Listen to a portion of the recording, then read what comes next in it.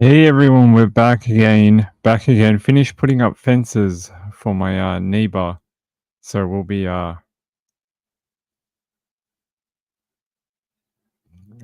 back again shortly. Well, right now. That's all done. We have two more stories to talk about tonight. A cold case and this. Check this out. I'm gonna put it up on the screen.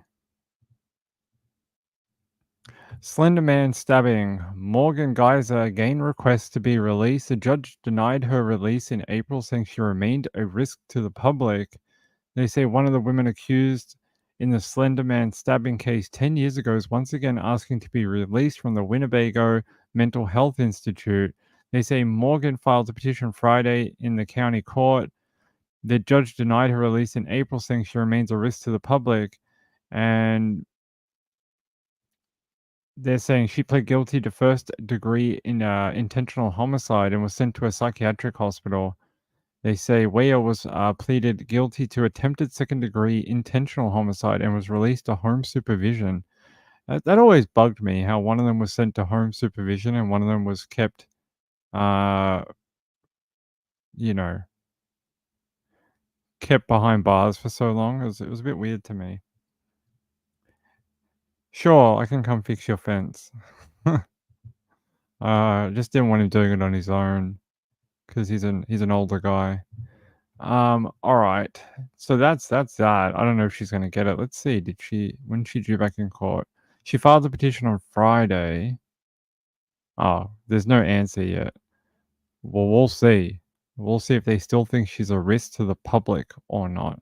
One of the women Yeah, I'll play the little video for you. It's only 30 seconds.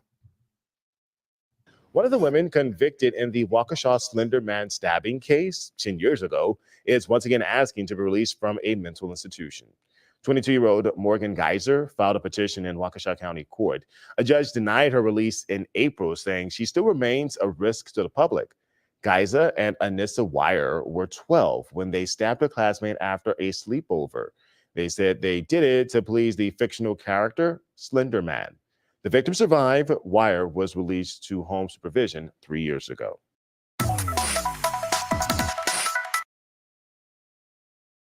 There you go. We'll see if they'll ever allow her back out into the public again. I don't know how you go from being a risk a few months ago to now being perfectly fine to go to the local Walmart where they sell lots of pointy instruments, lots of stabby items that they sell there. I will see. We'll see what happens with that petition to the court. She really wants to get out. She's applied, what, 3 times in the last 12 months? We'll see. The second thing I had on my list of stuff from the last few days that we didn't talk about, a cold case. We like when these get solved.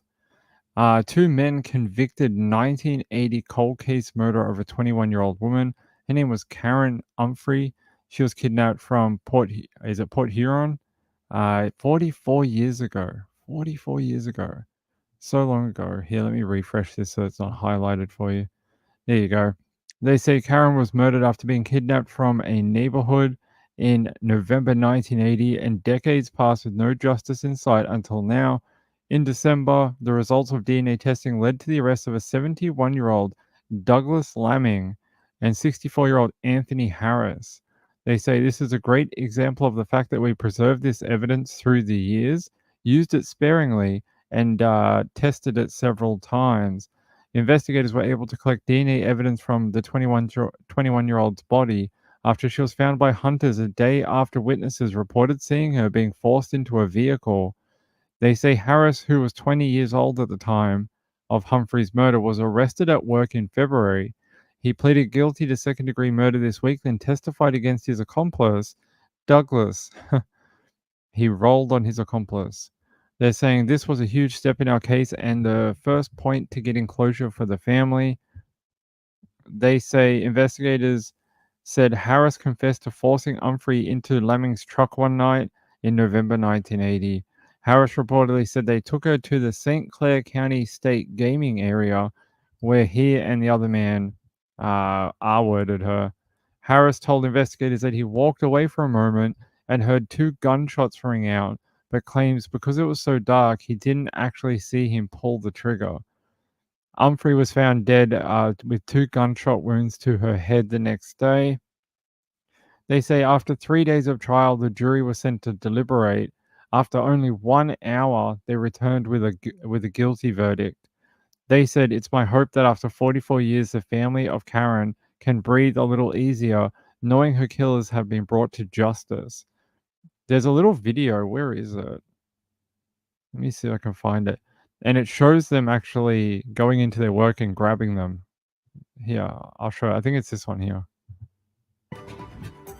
2 Michigan men who've gotten away with raping and murdering a young woman 44 years ago are finally facing justice.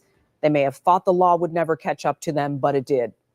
Thank you for staying with us. I'm Glenda Lewis. This is video of now 71-year-old Douglas Lamming being brought into an interrogation room with detectives from the St. Clair County Sheriff's Office. Lamming did not admit to his crimes, but investigators say a confession from his accomplice helped put them both away.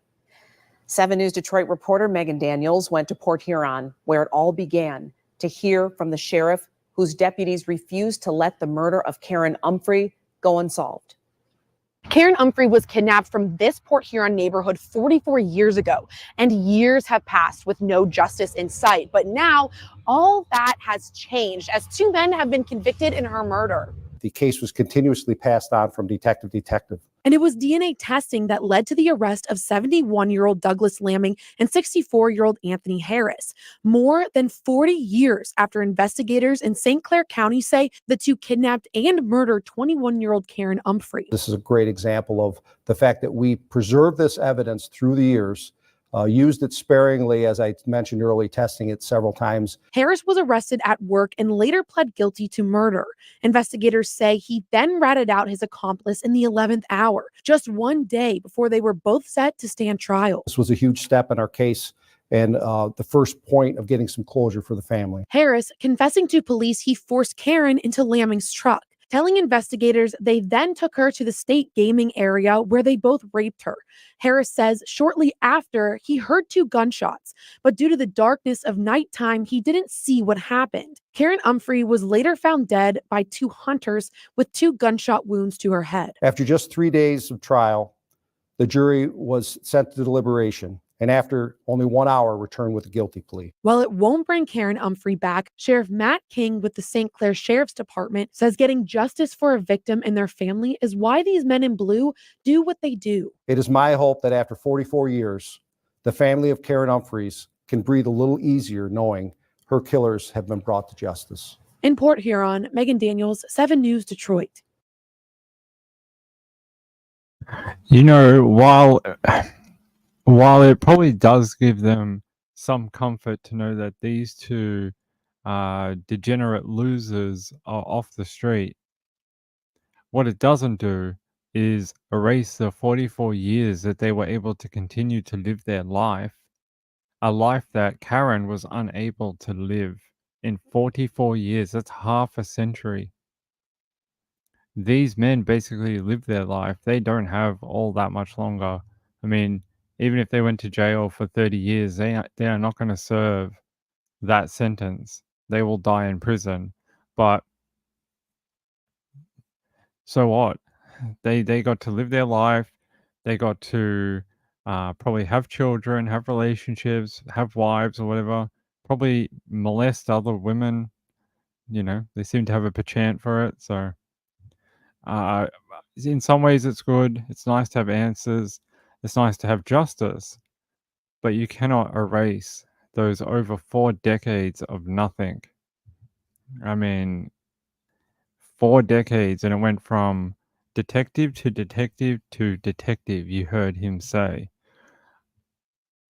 I mean, the magic of DNA and genetic genealogy seem to, you know, solve a lot of things, but it's a long time to just... There's people that don't even live 44 years of life and they die young or whatever. These guys got to get into their 60s and 70s, and this girl was just a young woman. It doesn't sound very fair. or at least to me. I mean, her family had to wait. I'm sure there's people in the family that died along the way, waiting 44 years for their moment in court to find out what happened to their relative. I mean, she was 21 years old. It took them almost two times her life to figure this out. 2 times. She was only served for 21 years. It took them 44 years. It makes me mad because it's like, could nothing have been done earlier? Nothing. There was witnesses. There was witnesses who saw her get pushed into a vehicle. It was just, oh, it was too hard. We'll wait for the DNA. I feel bad for the family that it took so freaking long. I mean, I'm glad it happened now, and it's not the people that are there now. The people that are there now are not the people who started the investigation 44 years ago. Most of them would have retired by now. But I'm glad they did it, the new police. But what was going on for the previous 3 decades? But a strong result from the jury, 1 hour for deliberations. That's barely enough time to do the paperwork. Barely enough time. So they basically just walked in and went, yeah, they're guilty, right? Yep. All right. Let's do the paperwork. Tharvey said, like you said, how many other women did these men hurt? Probably more. Yeah, almost 30. He was 30. The other one was 20. Had to, he's 60. So the other one was a younger man. It sounds like the older man was probably the ringleader. One of them was a little older. Yeah, so 71-year-old Douglas, he's the one who didn't give up anything. He's the guy you see, I think, here. I think that's him there, the 71-year-old. And he's the one who didn't give up any info to police. It was the other fella who basically ratted him out. And I would say he's probably the ringleader of the whole situation. Blaze says, I hope the detectives study these cases. Many of these cases, they had interviewed the killer and let them go. Yeah, they find out like something like 50% of all homicide cases, they've already interviewed the guilty party. Sienna, that is very, very nice of you. I appreciate you gifting someone a membership to the channel. I don't know who will get it. Maybe Jojo. Maybe Jojo will get it. Maybe Mamma Mia. Maybe. We'll see. Oh, Jojo did get it. There we go. Jojo says, imagine what he got away with after this. If he threatened if they didn't arrest me for murder, I can do whatever I want. Right. I mean, they probably thought they got away with it. I love this bit. Where is it? There's a bit where he's arrested in his workplace. Here. Yeah, let's play this. Look at this in his work. Oh, I wanted to see the full thing. I wanted to see the humiliation of all your work friends knowing that you're a murderer. Damn it, we didn't get to see it all. There we go. He gets cuffed. Get cuffed in your work. Yeah, everyone knows you're a scumbag.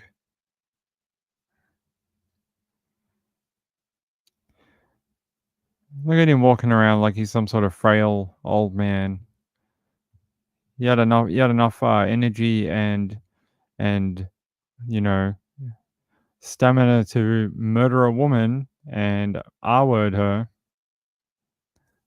You act like, oh, give me my chair. Give me my cane. It's a bit cold out there. You don't get no cane.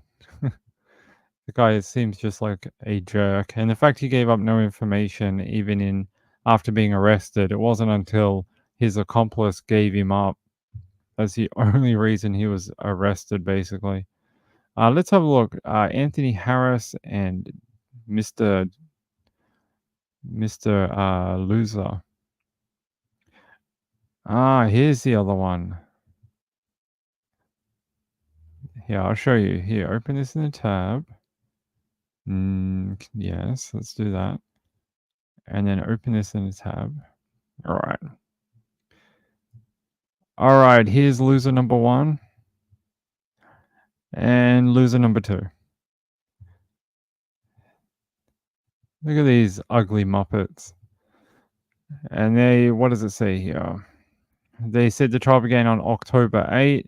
They said during the course of the trial, family along with the community were shown details of the evidence collected through the years, photographs, testimony, evidence brought to the case, and then information about the DNA evidence used. The trial gave jurors the opportunity to hear statements, often conflicting, from both Douglas and Anthony.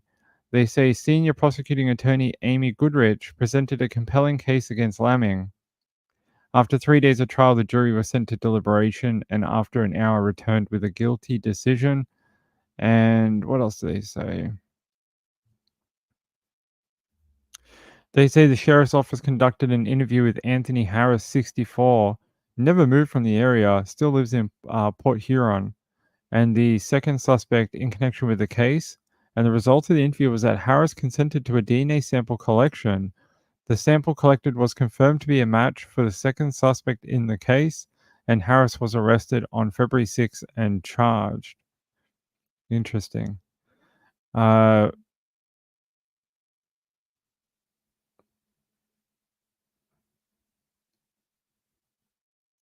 want to see if we can find out. Yeah, actually, Michigan State Police Forensic Laboratories and Othram, a company specializing in forensic genetic genealogy, were key in the case. He said genetic material was located on Humphrey's clothes at the time of the incident, and evidence was uncovered linking Lamming to Humphrey.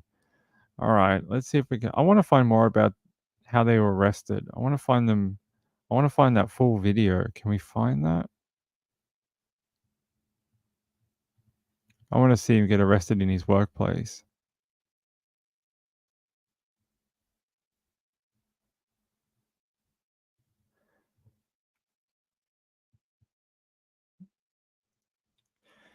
No, okay. For some reason, they haven't released that full arrest body cam. That would be nice. I would like to see the humiliation in his eyes. Let's see. This is quite interesting, though. The detective that worked on it now only started on the case about 3 years ago, and he actually went back to the very start and started poring over the details. And that's when he started using the DNA technology to try and solve the case. Where does it say here?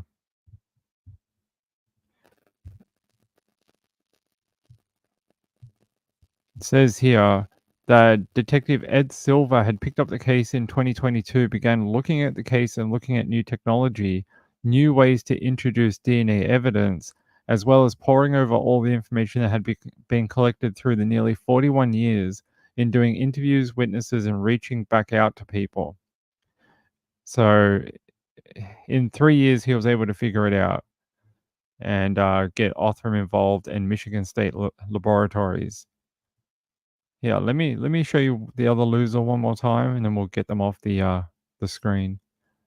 There's Anthony Harris, the younger of the two.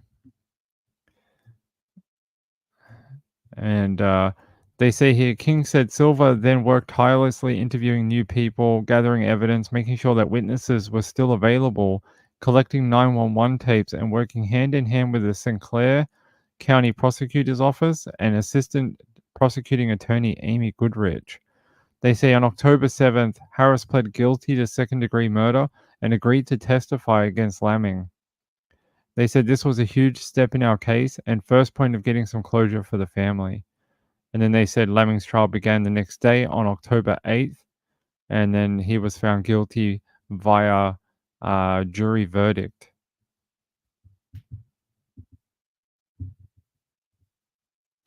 Blaze says, like the Delphi murders of the two teens, the suspect called in on the tip line and said his name, and that he was there when the girls were murdered. Yeah, that's going to be an interesting. It's going to be an interesting trial. Same with Koberger. Whenever we get there, it's going to be very interesting. It's nice to see those losers behind bars. Hopefully they die there. Hopefully they die there. Hopefully they're not some like superhuman vampires that live for like 1,000 years. Um, yeah, that's it. But I'm happy to hear that Othram again. How many people are in jail in the United States because of Othram? How many people? Over 1,000? I don't know. It's a question we'll have to ask Dave. It's a question we'll have to ask Dave from Othram. How many people are in jail because of your work? The other question I'd like to ask is how many names have you given back to people? Because that's the biggest part of their work. Thavi says Koberger's case is supposed to be August. We'll see. We'll see. There's always delays and pushbacks and stuff like that. All right. All right. So let me take you to Australia. I have an update out of this. This is a weird one. I'm going to show it to you in a second. Where is it? All right. We'll have to go here.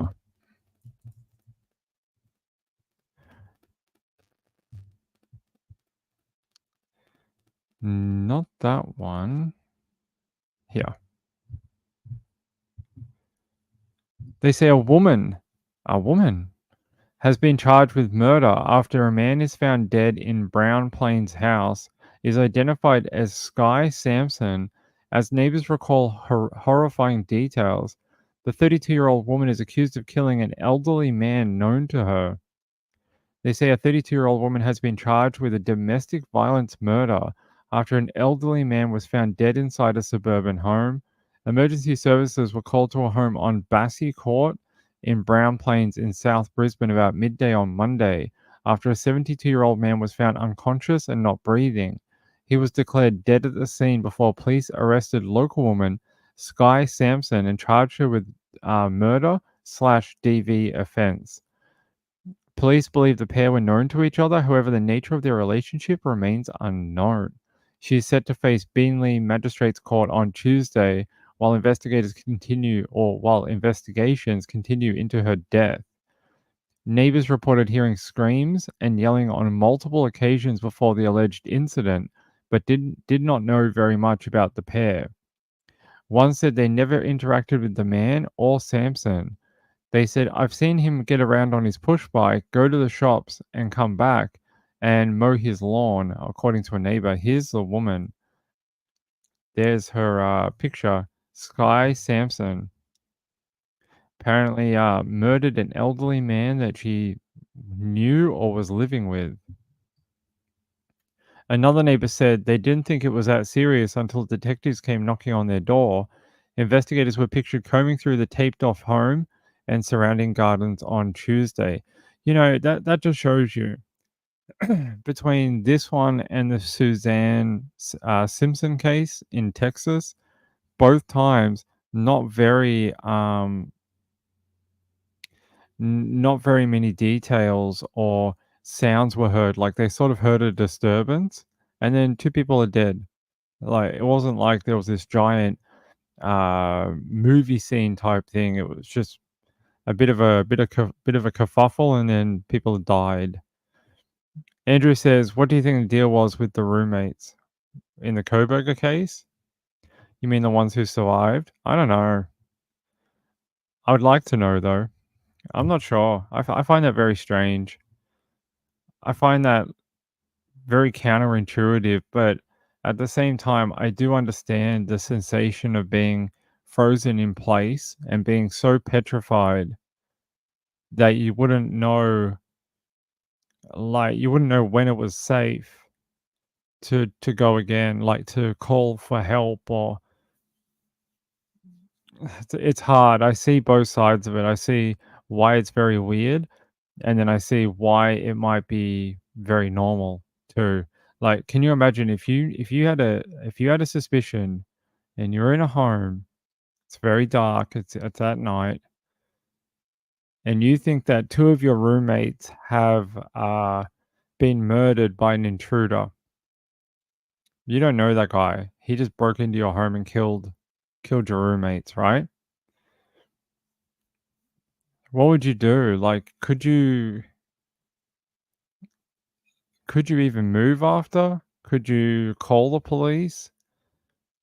Would you be like, I don't know when the hell he's coming back, and if I move, If I leave this room, the one place I have any sort of control, if I make any noise, is he gonna come back and kill me? Like, it's hard. I see both sides of it. I'm not sure, but I'd like to know what police know about it. Candy says, Ping, thank you so much for what you do for us, providing the TCC with honorable as well as an entertaining channel.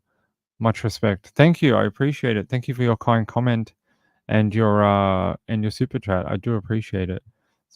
You know, it's comments like that that get you through the crap days of doing YouTube, and there's a lot of those. Natasha says we can't judge the roommates. No, I'm not judging them. I'm just trying to relate to like what it would be like. I think it'd be very hard. You know, it is like that though. You saw it. One of them saw them, right? She saw the guy in the hallway, so we know that she was looking through a crack in her door and she saw Brian Koberger dressed in a mask or whatever. She could have been just so petrified that she just didn't know if she moved, she might be dead. That's where I go with it.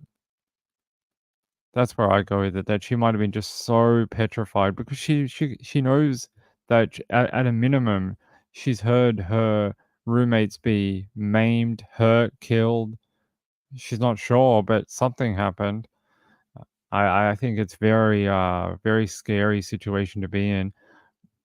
But I would like to know more about it. Like, why did the phone call come in so late? And is that the reason? I mean, we'll find out at trial, but yeah, I mean, she heard a noise and she heard some sort of talking as well in another room. I'm not sure, did she? I mean, I haven't been following since Koberger was arrested. I sort of just stopped following it. I mean, I haven't kept on top of it because of the gag order on the media. I just stopped following it because there wasn't going to be a ton come out. And it hasn't since December or whatever. It's been very dry. I mean, we've heard a few things, but not as much as we would have if there was no gag order. Natasha says, I think so much more than we realize will come out at trial. Oh, yeah. Did they release some of her phone details, like that she'd ordered food or something, or was that a different housemate? I remember that someone ordered food at like 4 a.m. in the morning from Uber Eats or something. I remember that. We've still got a long wait for Koberger. It's going to be a year, maybe more. Hold on, Koberger.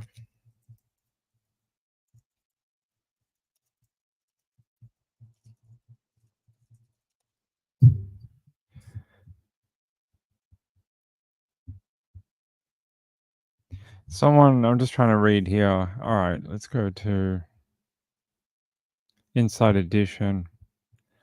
They say Koberger murder trial, surviving students were awakened texting while roommates were massacred, according to a report. They say a father of one of the victims learned that the two surviving allegedly had not only been awake while the killings had taken place, but they had heard everything. I mean, sure. They said the two survivors of the brutal University of Idaho murders were allegedly awake and on their phone texting as their 4 roommates were killed. The information allegedly comes from Steve, the father of Kaylee. He allegedly learned this information from an individual who served in the grand jury that voted to indict Brian Koberger. He said, yet Steve had been told that the two survivors allegedly had only been awake while the killings had taken place, but that they'd heard everything. More astonishingly, his grand jury sources allege that the two girls had been texting one another as the murderer methodically went from one room to the next. The article goes on to claim that, is it Gonzalez, found a person who could explain the reason for this, but was stopped from contacting them by the FBI. Probably not to ruin their case against Koberger. They're saying the witness had originally reached out to the authorities through a tip line that promised to protect the identities of anyone volunteering information, and the Bureau was duty bound to honor that commitment. And the letter went on to make clear with an intimidating force the fact that Steve was the father of one of the victims, gave him no dispensation, I don't know what that means, from the legal consequences that accompany tampering with a government witness. Yeah, there you go. They're trying to protect their witness. They say Inside Edition Digital is unable to confirm any of this information with police or prosecutors due to a gag order that prohibits them from speaking publicly about the case. And that is what has stopped a lot of information coming out. If that's true, that's very interesting.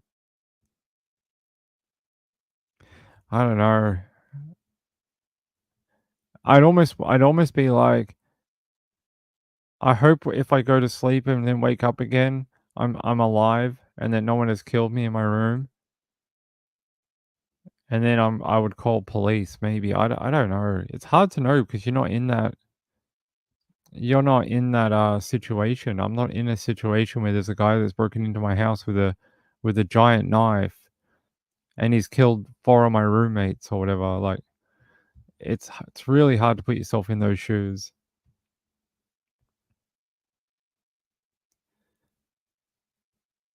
Who's kind of a hothead?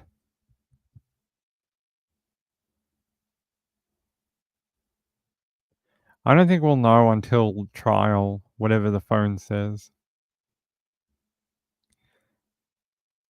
I don't even know that. I'm not even sure of their full names. So, is that what it said? 2 survivors? Yeah. Yet Steve been told that the 2 survivors allegedly had only been awake during the killings and had taken place. They'd only been awake during, like, while it happened, but that they heard everything. I don't know what they mean by that. I mean, I haven't followed it in so long just due to the gag order, so I'm a little out of touch on it. But I don't know. I try to just think.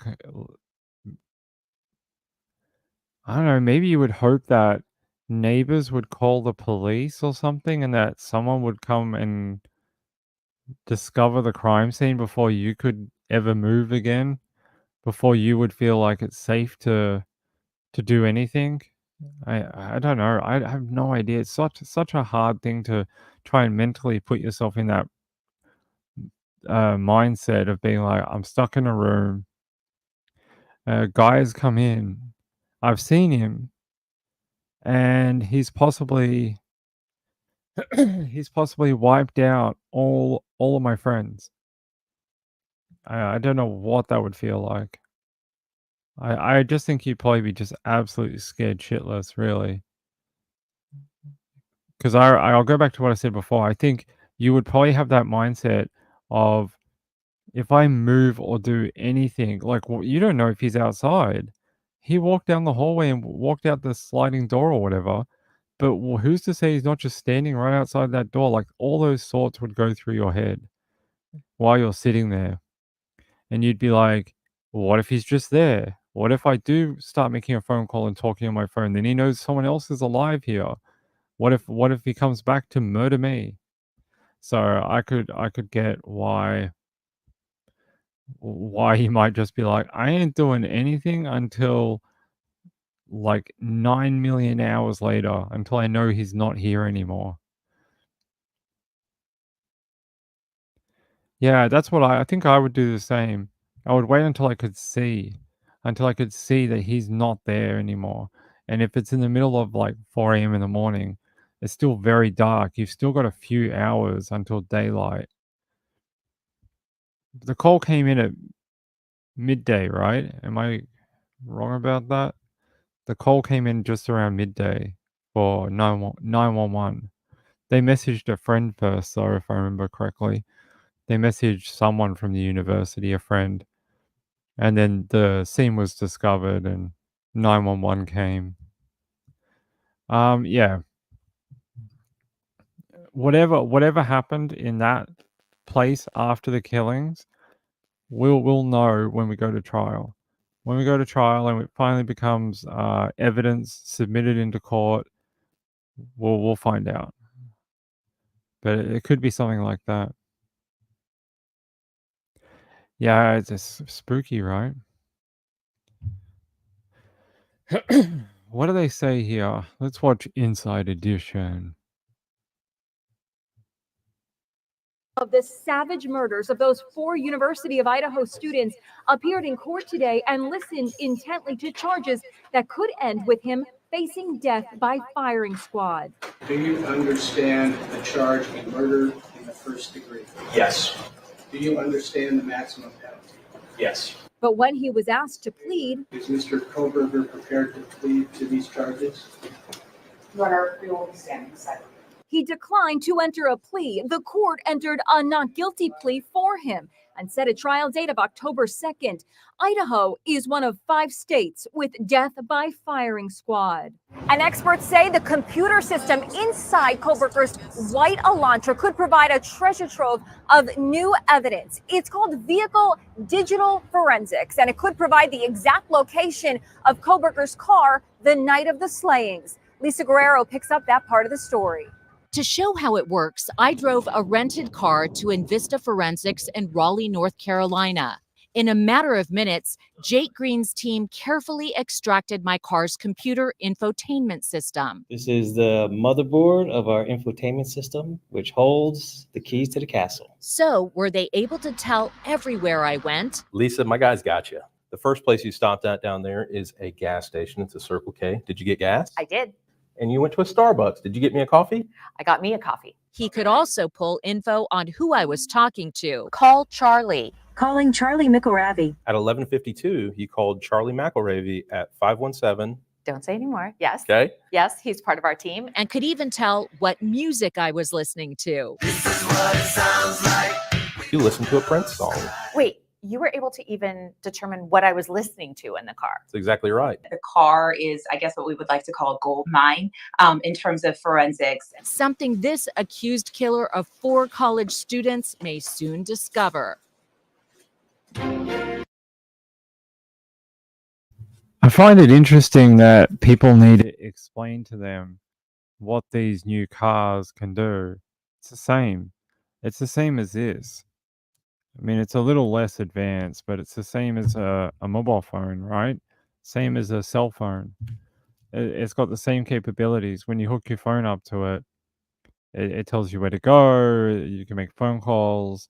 All that information is stored in the either the RAM or may even have an internal memory of some sort, and all that data can be pulled from the car. Some of it even off-site. If you have some of those, like I don't know what they're called in America. It's not popular here, but in America it's quite popular. Those car tracking systems, very like I'm not even sure if they're available here, but I know in America, what's it called, OneStar or OneTrack or something. Some of them are off what we call off-site. So all the information is sent off-site to their servers, not in the car, but somewhere else. OnStar, is that what it's called? Yeah. We don't, I'm not even sure if it's here. I don't even know if we do anything like that. It's sort of like, what do you guys call that radio stuff you have? Like Sirius FM or whatever, Sirius XM. Like satellite radio. Satellite radio is like not really a thing here either. It's not a service that people have. I mean, we have satellites that do have music on it, but it's more for cable TV. So if you have cable TV here, you can get satellite radio. I don't know if I've ever seen a car in Australia with satellite radio. I know it's a big thing in America, but I don't think it's a thing here. Yeah. So there's a lot of ways, especially in the US, to pull data, subscriber data from, Sirius XM or whatever, OnStar, even internally through its own system. BMW has a callback or an off-site system. Same with some of the other more luxury brands. You can call out. DAB radio. We have what do we have here? I don't know. We have something. I can tell you.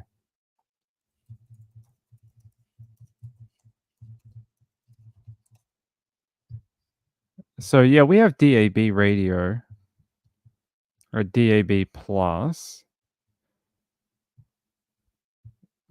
How that works, I got no idea. I think that's just from towers though. I don't think that's from satellite. Yeah, it's just from transmission towers. Digital broadcast across a frequency. Yeah. So it's a digital frequency, not a satellite though. Yeah, so that's what we use here. Digital radio, but it's not a satellite. Some of the car companies give it to you for a period of time, don't they? If you buy a car, like 3 years on road plus tracking or whatever, and then after that you have to pay for it. Let's see, can you get OnStar in Australia?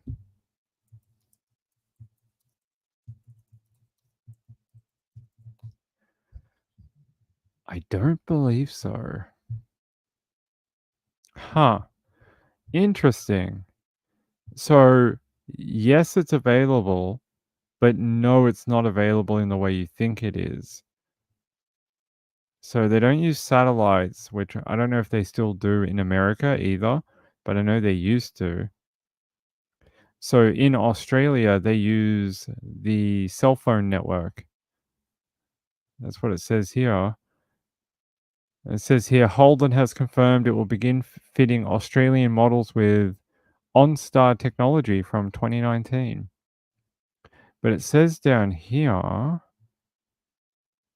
it says OnStar will utilize the Telstra's network's 4G LTE infrastructure, thanks to a larger roof-mounted antenna that will also enable Wi-Fi hotspot from the vehicle and greater phone coverage. So I thought they used satellites in the US. Yeah, OnStar connectivity.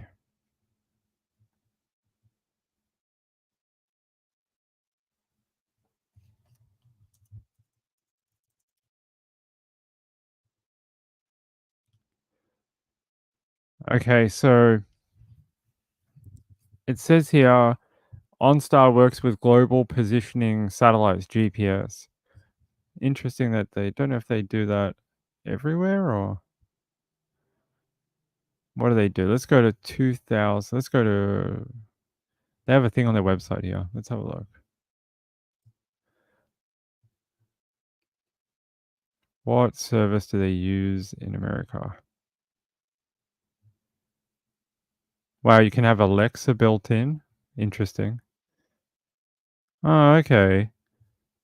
So they're using Wi-Fi now too. Not like something like Sirius XM. Oh, okay. So they use a cell phone network too. I always thought it was satellite, but only GM models have OnStar. Well, there you go. You can get it in Australia, but only through Holden. Holden is GM. We just call it Holden here. It's got a different name. But there you go. There you go. I had no idea. I wonder how many people actually pay for it here. I've never met anyone that has it. They probably just get it for free for like 12 months when you buy a vehicle and they just turn it off. It's probably too expensive. Blaze says, I've always thought driving some of the long roads in the uninhabited areas in Australia must be scary without some type of tracking. If you break down or run out of gas and phones don't work. The phone coverage here is pretty decent. Let's have a look. I can show you. Cell phone.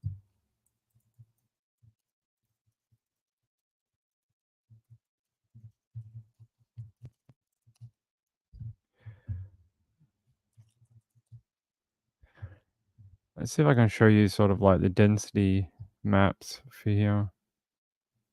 Yeah. All right. So even heading up into some of the outback areas, like through here, there is cell service, and it looks like most of it's 4G now. Well, 3G's been turned off in Australia since earlier this year, but you can see Alice Springs, they have 4G, pretty decent coverage. And I mean, anywhere there is a highway, there will be some sort of signal. You might have gaps, like through here. You can see through this highway here. There is a gap between Cooper Pedy and whatever this is up here.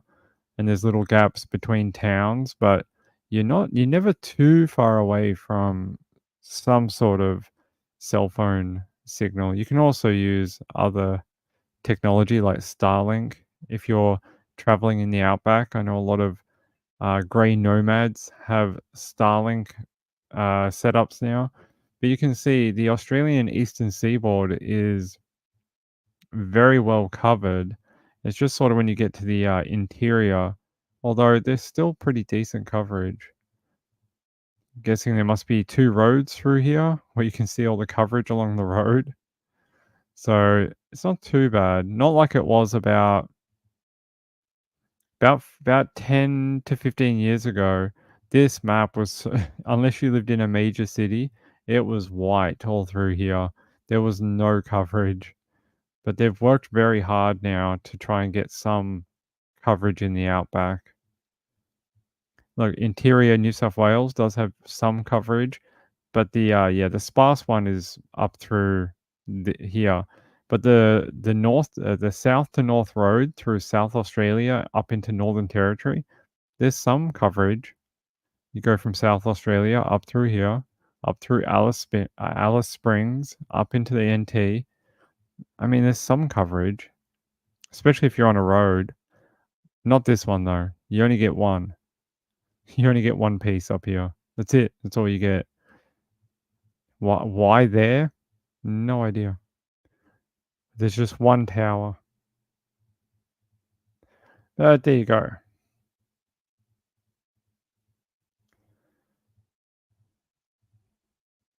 So there you go. And you can see 4G, 5G is starting to come out too, which is the purple color. You're starting to see it a lot more in the metro. There you go. So there goes 5G, 3G as well. Although 3G is being turned off. So there you go, if you've ever wanted to know.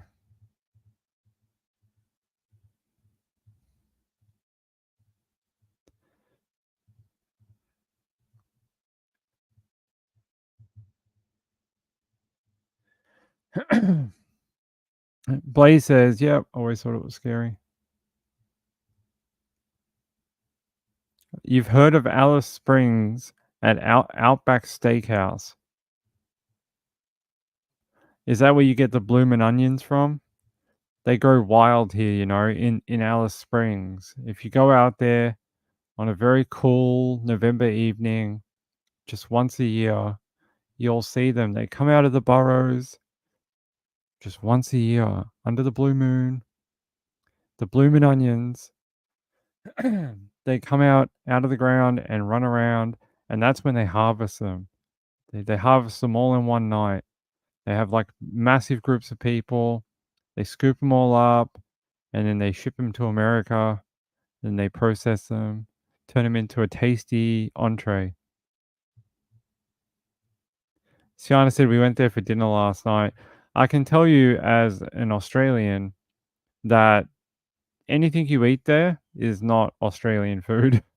It's just American food. It's American food with Australian branding.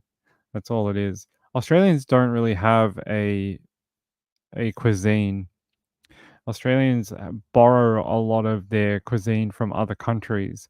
So we're so close to Asia that we have a lot of Asian-inspired recipes, or you know what we eat is very Asian-inspired.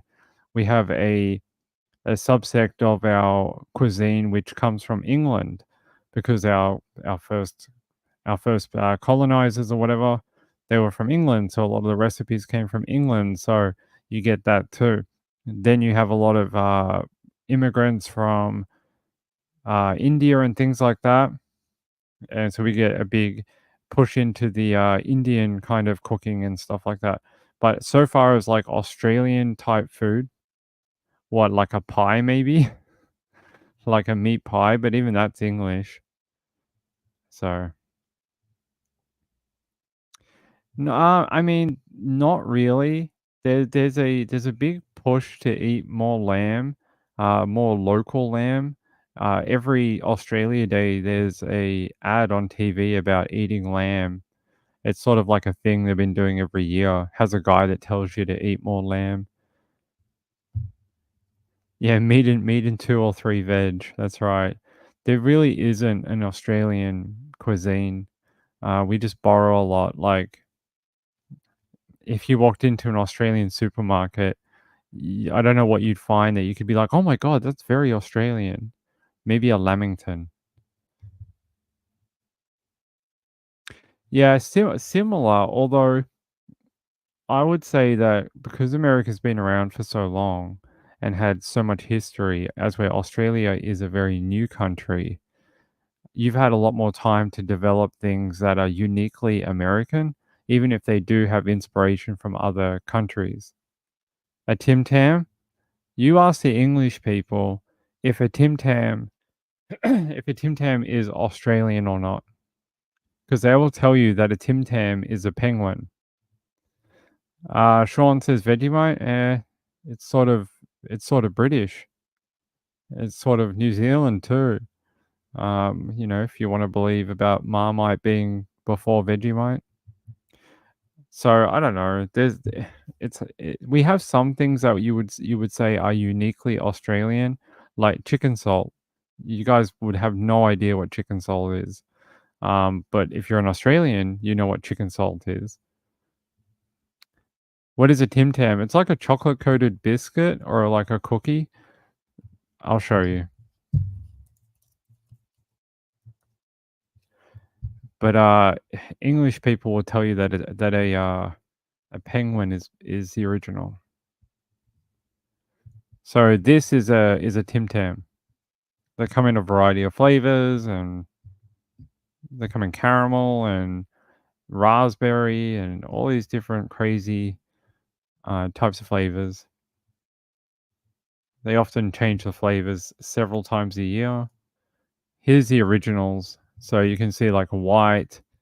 That's just for white people. It's a very racist company. They have one called Dark. Obviously, that's for our Aboriginal friends. So you see how racist they are.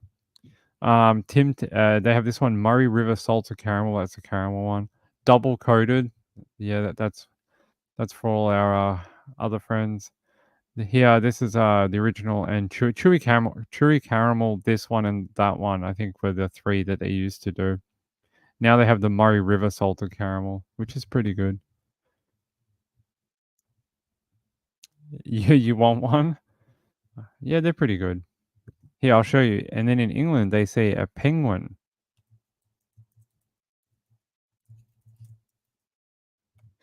So if you are from England, here, this is a good photo. In England, they say that a penguin, which is on the right here, is a Tim Tam. So it's up for debate. You're making everyone. What are you talking about? I haven't even eaten today yet. I've done 2 shows. I haven't eaten yet. It's 4:00 in the afternoon, and you're saying you guys are hungry. Gayla says it's nearly the same as a penguin, but our chocolate is different. I think it's due to your heat. Yeah, our heat is so bad that we need different. No, I don't drink hot drinks. I think I've said that before. I don't drink hot coffee or tea. No, I don't know what the muck tuck is. Never heard of it. Oh, is this your whale blubber thing again? Oh yeah. I have actually seen this before. I've never had it, but I have heard of it before. It's like whale blubber, right? Yeah, I have seen it before. There you go. Get some whale into ya. All for those winter nights. There you go. To delicacy. Saying, what are those giant animals you have in Alaska? They're kind of like a moose, but they're not a moose.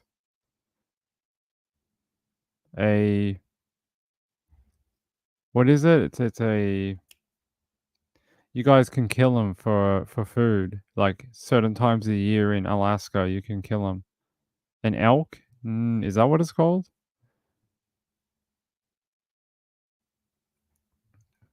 Possibly. Here.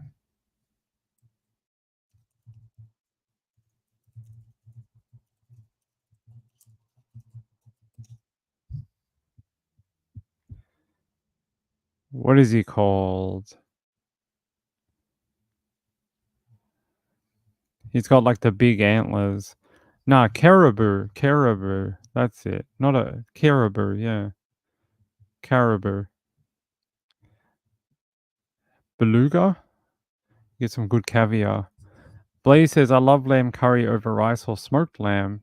My son just bought me a smoked leg of lamb from Iceland. The lamb from there is sweeter and softer. Interesting. I've never had it. All right. Yeah, caribou. So I know they hunt those too.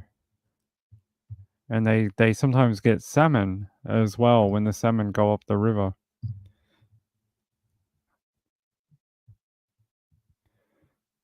Not a good photo, but you can kind of see it. They like dry the salmon pieces out in the sun. Bonox or Bovril? Caribou's about 900 miles northwest of you. Interesting. All right, so we went from Tim Tams to whale blubber. That's what happens on this channel. All right. You know what I like? Here, while we're talking about biscuits, what are those biscuits called? Hold on, I'll find it.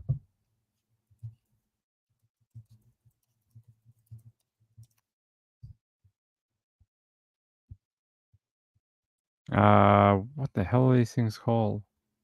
I used to eat them all the time. I don't eat them so much anymore. They're made by McVitie's, I think. They got like jelly or marmalade on the inside, and they got like a really soft biscuit on the other side, and they're dipped in chocolate. They're like my favorite biscuit. Normally like an orange flavor. They sell them at Aldi too.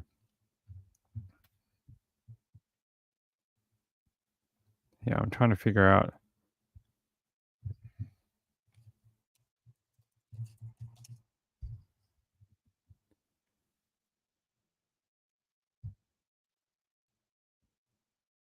If I look back at the chat, Gayla's probably already said it. I was just trying to find a photo of one though. I can't find a photo. Yeah, Jaffa cake. That's it. Jaffa cake. See, I told you. Yeah, Jaffa cake. I love Jaffa cakes. You give me a box of Jaffa cakes, I'm very happy. They taste pretty good. So here, I'll show you a photo. To me, I think the Aldi ones taste better than McVitie's. Don't come for me. I really like the Aldi ones. Got like a tangier marmalade. So that's what they are. This is a Jaffa cake. It's like a real soft biscuit, almost like a cake. And then in between here you have marmalade, like citrus jam, and then chocolate on the top. They make raspberry ones too. The raspberry ones are pretty good. Ice Volvo. They're not good anymore though, Sean. They're terrible now. The icing's crap. And they're so tiny, and the icing's so hard. As when I was a kid, they were very soft, almost like marshmallow. McVitie's. All right. Almost looks like a moon pie. No, they're much smaller, like only like about that big. A moon pie is like huge. Yeah, they're pretty good. If you can find them, Aldi or Trader Joe's, might have them. They do their own brand of them. So if you have an Aldi or a Trader Joe's near you, you might be able to find them because that's where I can get them.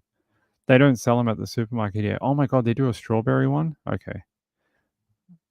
Hold on.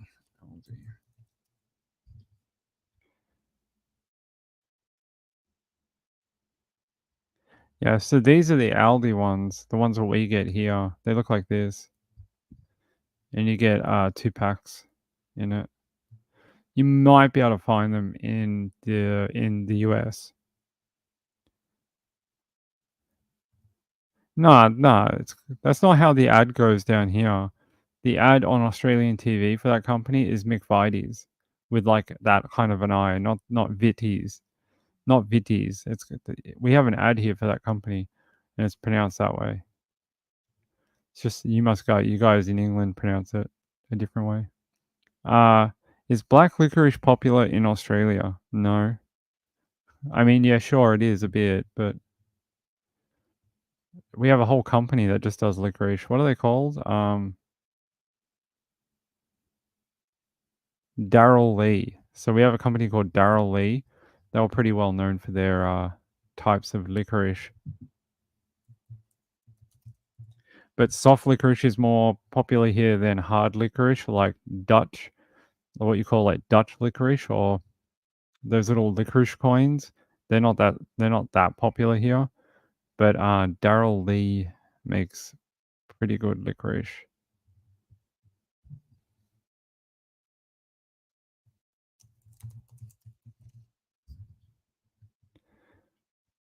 They used to do straps, like really long ones, but I don't know if they do anymore.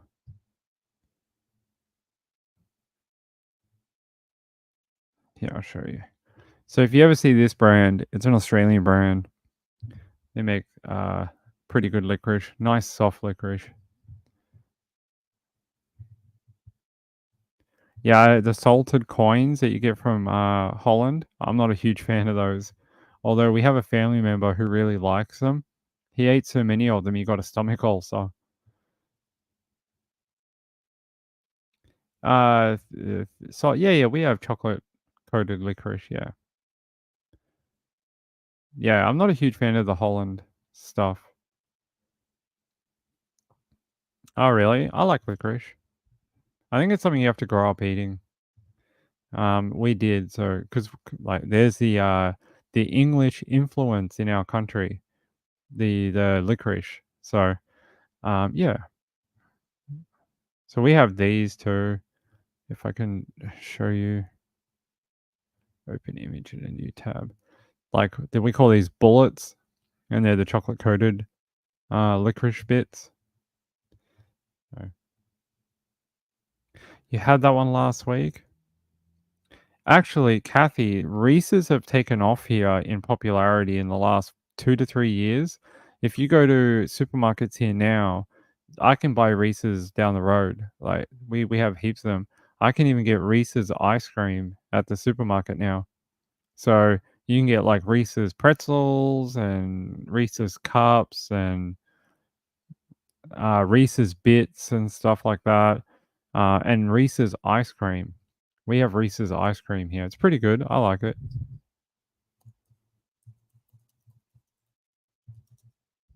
Yeah, it's called. Is this the one that they still have? Yeah. They've changed it a couple of times, but this is the one that we have at the moment. So it's a 1 liter tub, which is like a 2-pint tub. And we can get Reese's this ice cream. It's like peanut butter and caramel and chocolate, and it's pretty good. It's pretty good. But I think you guys would be shocked if I showed you the price for it. I think you'd probably be pretty. Ice cream is especially American ice cream. Like we get Ben and Jerry's here as well. We also get there's a new brand out. I can't remember what they're called. It's got like a weird name, like Tillamook or something. Or they have ice cream here now too, but they only sell the little tiny half-pint tubs. It's really annoying because it's so expensive. Let's see. Yeah. It's like $10 for a pint tub of Tillamook. Or Tillamook, or whatever it's called. Here, I'll show you this. So that ice cream you see on the screen, I'll show you how much it costs.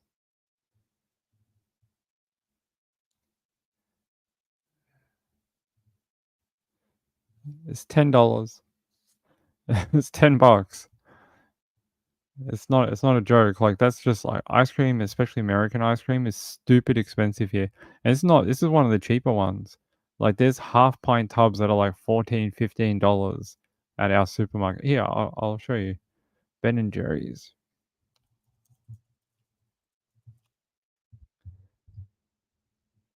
Yeah, here, I'll show you this. So we get quite a lot of Ben and Jerry's here now these days, but they're $14.50 per half pint. $14.50.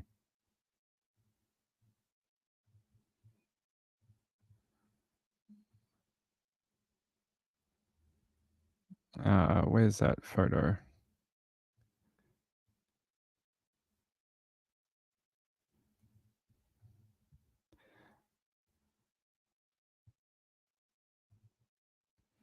There you go. $14.50 for a half pint tub.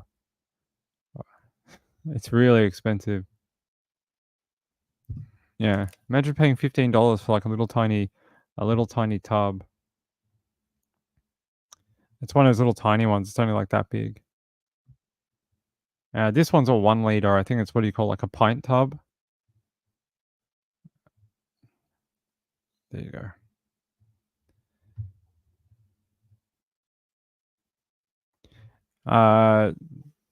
Gayla says the small tubs of Ben and Jerry's is like £5.95 to £6 something. That makes it about the same price as here. Yeah, really pricey. Tillamook comes from Oregon. Their ice cream tastes like crap. I'm not a fan. It's so icy. I don't know if it's because they've shipped it over to Australia, but I tried it a couple of times when it was on special. It's real icy, not very creamy. Got way better ice cream here.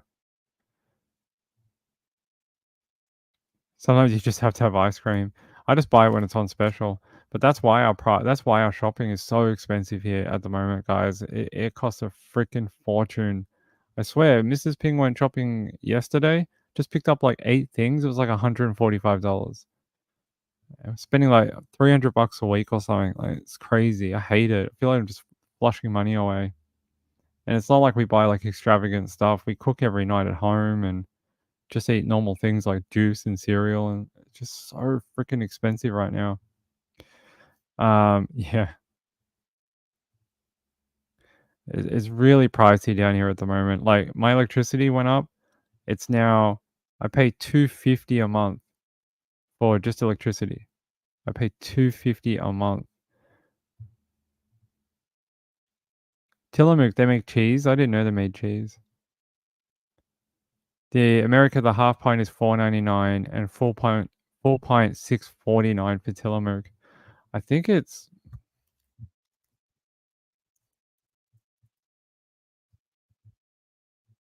the half pint is about $10 here, and they have mudslide, peanut butter, dark cherry, strawberry, almond fudge, vanilla bean, honeycomb toffee ice. Oh no, sorry, honeycomb toffee and sea salt, and mint choc chip.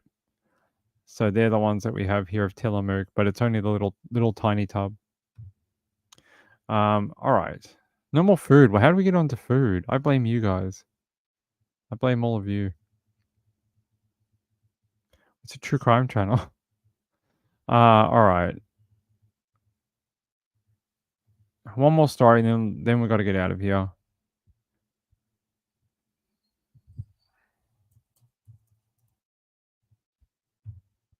Where is that? Yeah, actually, this is a nice story. I like this one. There's a little update on Charlotte Center. And apparently, she has been doing better. So if we go to Fox News, it says, Mum of New York girl who was kidnapped and rescued over 47 hours reflects on a year since terrifying disappearance. Charlotte was kidnapped during a bike ride on a family camping trip in upstate New York and was missing for 47 hours. They say during an early October camping trip with her family in upstate New York last year, Tricia Senna experienced every parent's worst nightmare. Her children were riding their bicycles along a loop around the lake on October 3rd, 2023, a Saturday, when her 9-year-old daughter, Charlotte, disappeared. They say a man unknown to Charlotte stopped her and asked her for help getting something in the back of his truck. She responded, as she was instructed to by her parents, that he was a grown-up and he could do it himself. Good girl. They said that is something that we talk to our kids about, that grown-ups don't ask kids for help, they ask other grown-ups. She did a good job. And he said, my hands are too big, I can't reach in the back of my truck. So she decided to help him. It worked for a moment. And at that point, he pushed her in the back of his truck, drove by our campsite with Charlotte in the back, and she was gone for 47 hours. When Senna realized her daughter was missing, which did not take long, she immediately called police, instinctively knowing that something was horribly wrong. Definitely. I mean, your kid goes missing while camping.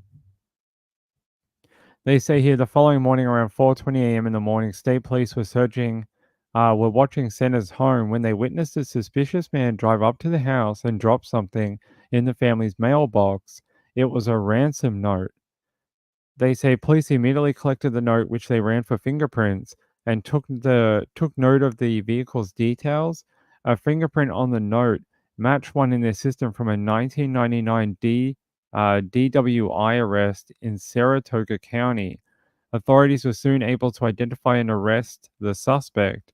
Later that same Monday, tactical teams stormed his mother's double-wide trailer in Milton, just outside Saratoga Springs, where they located the suspect and Charlotte.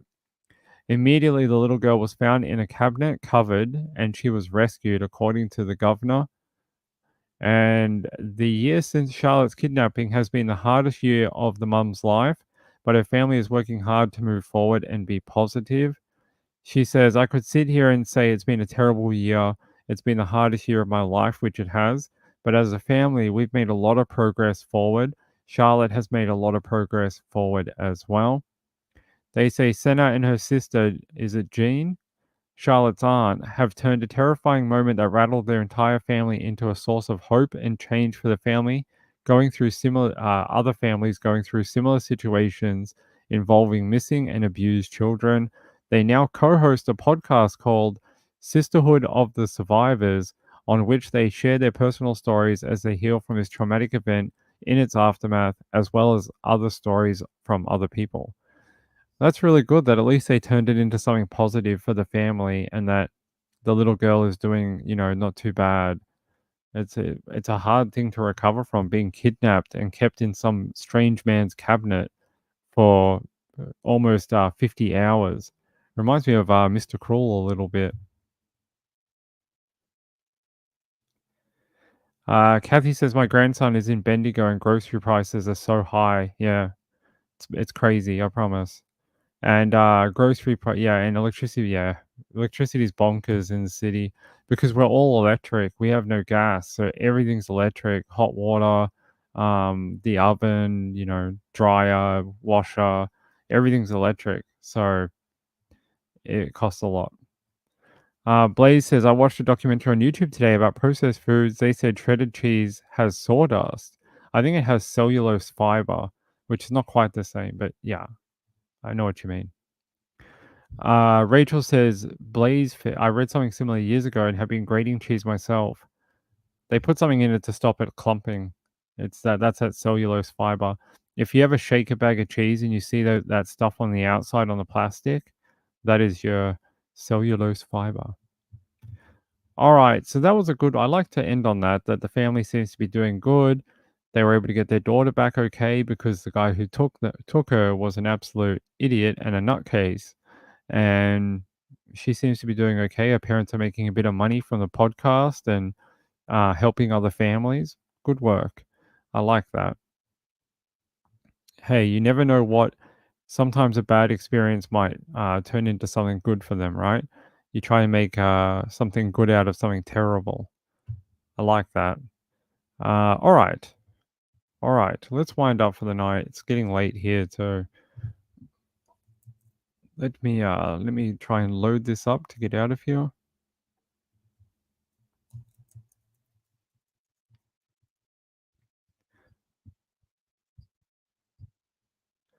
All right. I want to thank my friend Vicky K for her donation earlier today on the first show. It was very kind of her, and I very much appreciate it. And Sienna for sending in a gifted membership for someone. That's awesome. Thank you. And Candy for you for your very nice comment and your super chat tonight. It's very kind of you. And it was a very nice message as well. Angela says, "What's for dinner, Ping?" I got no idea. No idea. I don't even think about it until about 7. No idea. Maybe dumplings. Harvey says, "Did you get my donation?" It was your one the other day. I did. I said thank you, and I think, hold on, I added your name to the video too. I did, but I added it under your real name plus single letter of your last name. But I can change it. I can change it to Thavi. I did actually the other night. Thank you, Thavi. I didn't know it was from you because I've only seen your real name a couple of times. So, but I can change it for you to your chat name. I'll do that when we get out of here, and it'll be ready for tomorrow. But thank you, Thavi. I appreciate it. Hey, Beauty for Ashes, how are you? Good to see you. Hey, how's Kentucky? I hope it's doing okay. Hope all the water is sort of drained out, at least for you guys. We'll check in on Carolina tomorrow night. We'll see what's going on in Carolina. And we'll see what's going on in Florida too. We'll have a quick look in. Gambler says, "I don't see Reese's Nutrageous ice cream." Interesting. I don't know why we got lucky and get it in a tub. Oh, okay. Great. Thank you. I appreciate it. Thank you for the donation. It's very kind. All right, let's get out of here. We'll be back tomorrow, 9 p.m. Eastern, for another show. It'll be another show, 9 p.m., and then we'll be back at midnight tomorrow too. So I'll catch you guys then. Be safe out there. Look at all the stories we read about.